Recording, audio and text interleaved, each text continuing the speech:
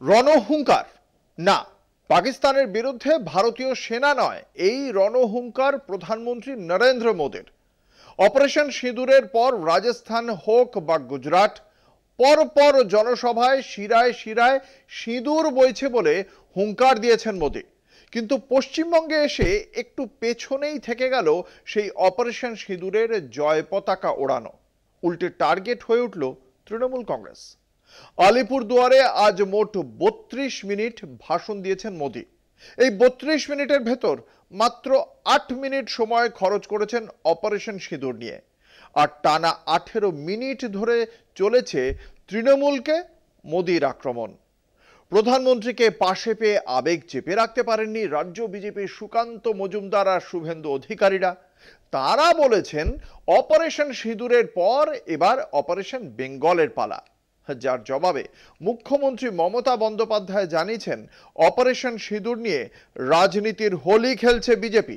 পাশাপাশি এও বলেছেন বাংলায় সিঁদুর বেচতে এসেছেন মোদী। সোজা কথায় আলিপুরদুয়ারের সভায় মোদীর প্রত্যেকটি আক্রমণের পাল্টা জবাব দিয়েছেন নবান্ন থেকে মমতা। দেখুন।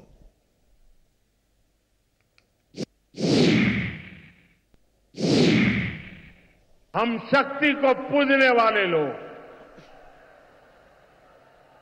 हम महिषासुर मर्दिनी को पूजते हैं। बंगाल टाइगर की इस धरती से 140 करोड़ भारतीयों का ऐलान है। ऑपरेशन सिंदूर अभी खत्म नहीं हुआ है।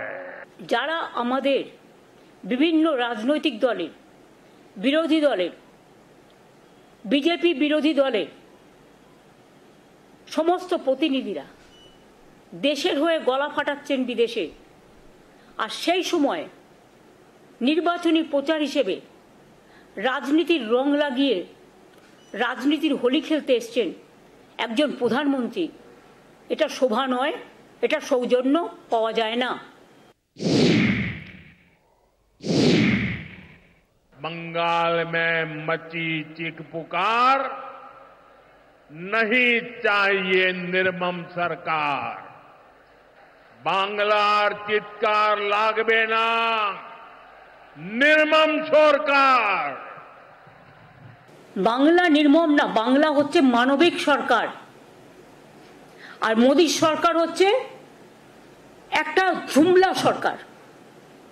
এত বছর উনি রাজত্ব করেছেন, দেশকে কি দিয়েছেন?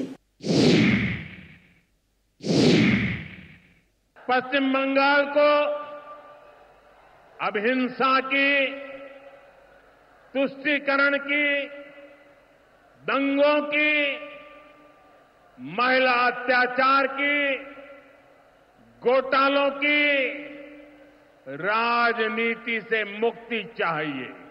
क्या आपका पास जानकारी नहीं है? तो आप एक काम कीजिए, एक दिन आपका इतना हिम्मत है तो एक टीवी का आसन में बैठिए, सरासरी प्रधानमंत्री का और हम का लड़ाई होगा। आपको जो जो सब्जेक्ट है आप टेलीप्रॉम्प्टर भी ले आ सकते हैं।